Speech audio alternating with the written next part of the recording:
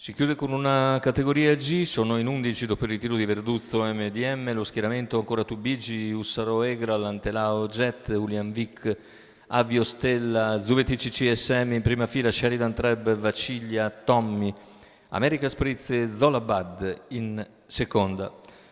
Julian Vic il più appoggiato, Giuliadeschi numero 4, macchina che accelera. Partito molto piano Avio Stella mentre c'è lotta per il comando, parte bene invece America Spritz, in vantaggio numero ci 6 va Zuvezzi Ussaro Egral CSM che guida su Julian Vic, America Spritz in seconda posizione lungo la corda. Ussaro Egral ha detto no a Julian Vic che si ritrae, 200 iniziali in 14,9. Vediamo l'allievo di Matteo Legnani che conduce al completamento dei 400.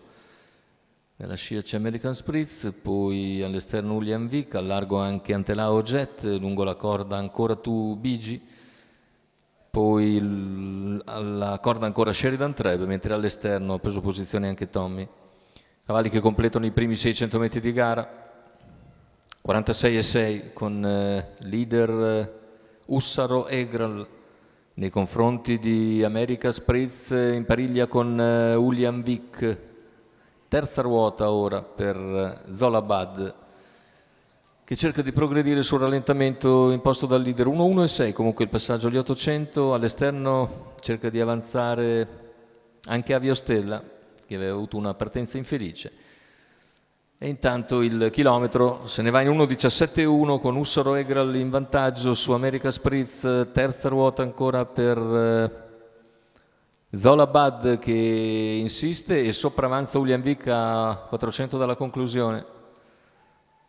Intanto allunga Ussaro Egral in schiena, c'è sempre America Spritz all'esterno, si impegna generosamente Zola Bud, completamento della curva finale con il battistrada che accelera, America Spritz in seconda posizione, retta d'arrivo con in vantaggio Ussaro Egral, sposta al largo America Spritz che va all'attacco, ultime battute con America Spritz che passa e vince nei confronti di Ussaro Egral. Per il terzo è ancora il numero 11 Zola Bud che ha ragione di ancora Tubigi e Sheridan Treb che finiscono in linea. 1,15,9 vince America Spritz, in sediolo Antonio Di Nardo che nelle battute conclusive ha ragione di Ussaro Egral, mentre al terzo chiude Zola Bud, Antonio Di Nardo per conto di Marco Azzaroni con America Spritz e per conto del signor Francesco Greco. È tutto per questo convegno di corse da Ippodromo Arcoveggio.